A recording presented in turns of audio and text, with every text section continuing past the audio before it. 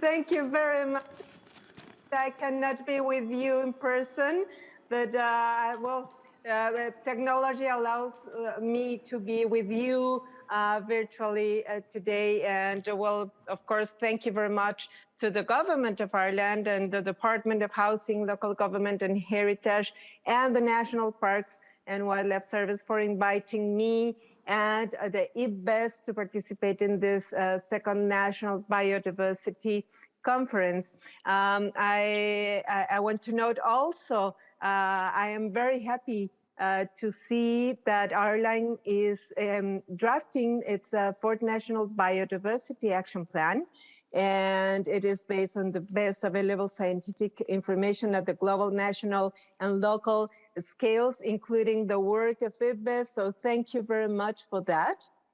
For the people that is not aware, IBES is the Intergovernmental Platform, as I said before, was established in 2012 by nearly 100 governments at that time, and has already produced 8 landmark reports, scientific assessments, one on pollination and food production, other on scenarios and models, other on land degradation and restoration, as well as 4 regional assessments and the groundbreaking IBES Global Assessment that maybe is the one that you known better.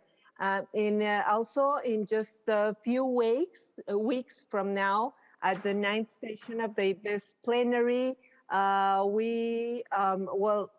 139 member states are likely to approve 2 new reports. I sincerely hope that we are going to approve it. One on sustainable use of wild species, and other on the plural values of nature.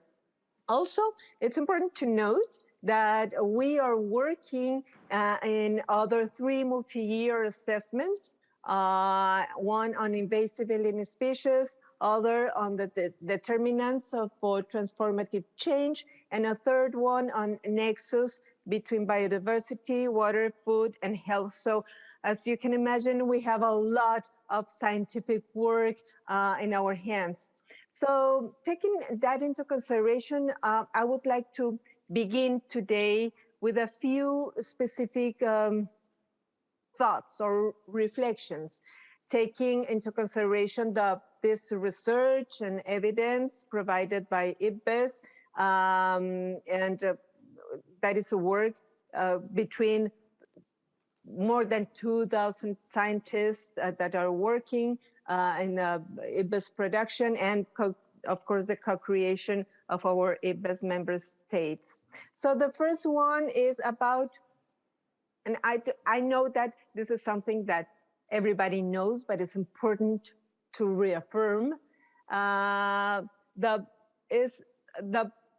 the complex and vital relationship between people and biodiversity. We are nature, and that's a fact, and that's not only a sentence.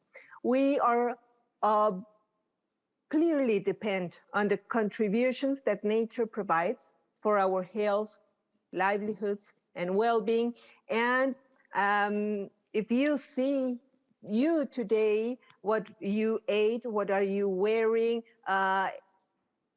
everything in your life, everything in our life, from the food and shelter to energy, medicine, recreation, even inspiration, biodiversity is there, and biodiversity is the cornerstone of human development.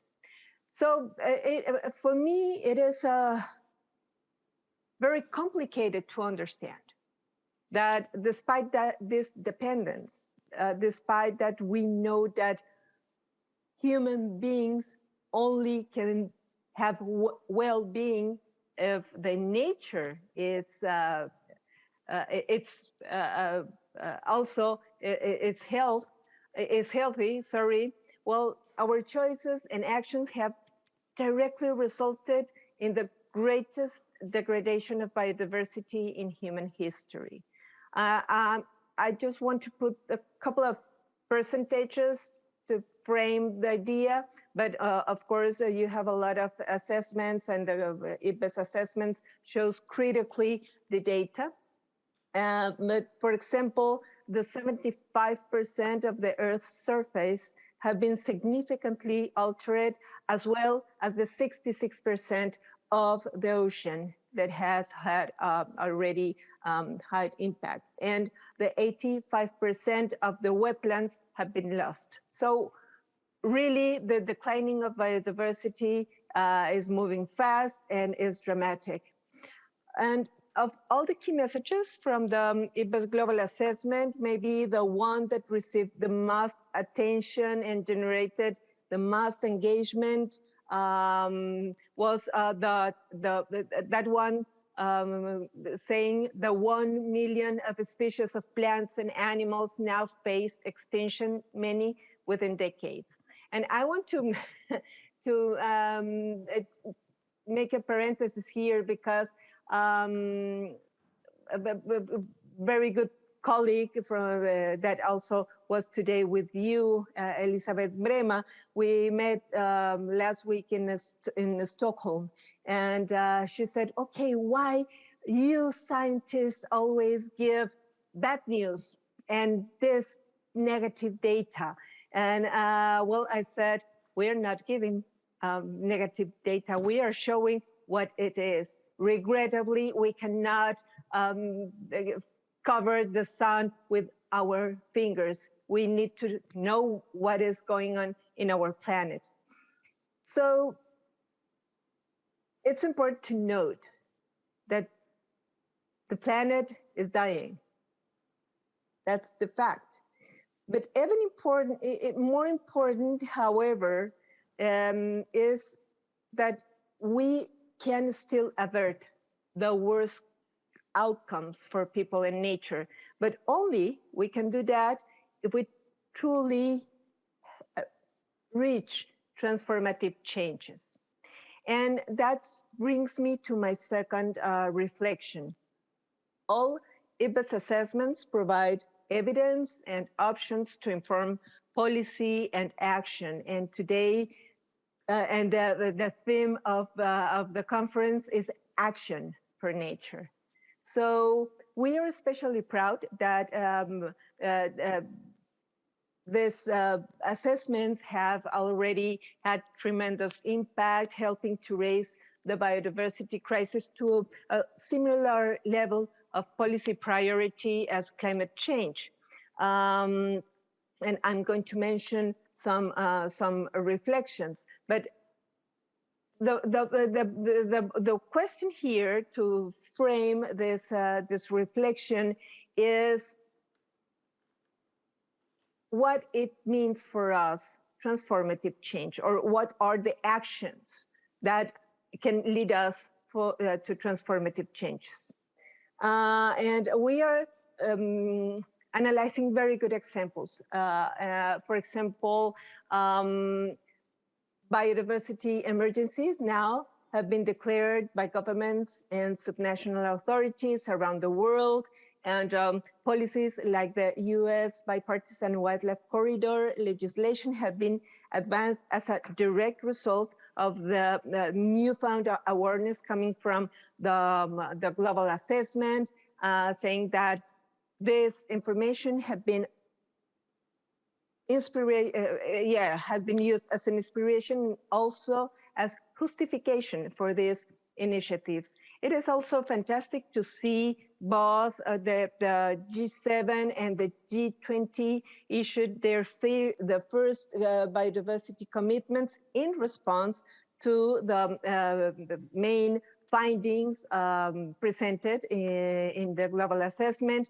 And as you know, the G7 environment ministers just they met maybe 2 weeks ago in Berlin, and they specifically quoted IPBES in the communiqué on climate and biodiversity. So the science that we are showing to the world has been useful for the decision-making processes. So it's quite important to say to that.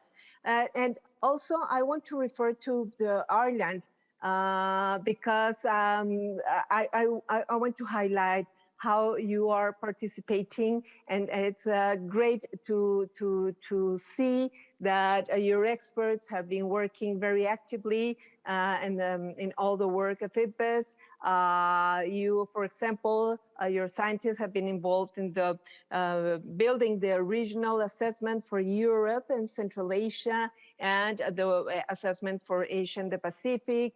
Also, Irish scientists had been authors in the land degradation and restoration assessment, and also experts in the policy tools and methodologies task force. So the scientific community is participating at an international level. So thank you very much. And we want to see you continuing and enhancing this participation, because your knowledge is truly important as a source of a wider knowledge for all the world. Also, it has been fantastic to see how Ireland is using the scientific information in a political ground and a legal ground also. And as you recall, well, the 4th of May, 2019, we approved our IPBES Global Assessment in Paris, and almost immediately in May 2019, the lower house of the Irish Parliament discussed the findings of the IPBES Global Assessment and decided to amend its previous declaration of a national climate emergency to also include biodiversity loss. And also that year, in July, our findings were also used by the Minister of Culture as justification for not moving ahead on regulations that would have allowed general roadside hedge cutting, with the minister recognizing, well, the importance of preserving biodiversity. And also, we noted that in November that year, 2019, the government of Ireland launched a biodiversity climate change sectoral adaptation plan to protect biodiversity from the impacts of climate change and to conserve and manage ecosystems. So you're doing a great job taking into consideration the data and the messages coming from IPBES. So we are very happy to note that IPBES has been useful for Ireland. And of course, today that we are celebrating the National Biodiversity Action Plan, well, the preparation of the action plan that we know that is going to be prepared based on scientific findings, well, it's fantastic. But now, that are the positive things that we are looking when we analyze how science can impact decision making.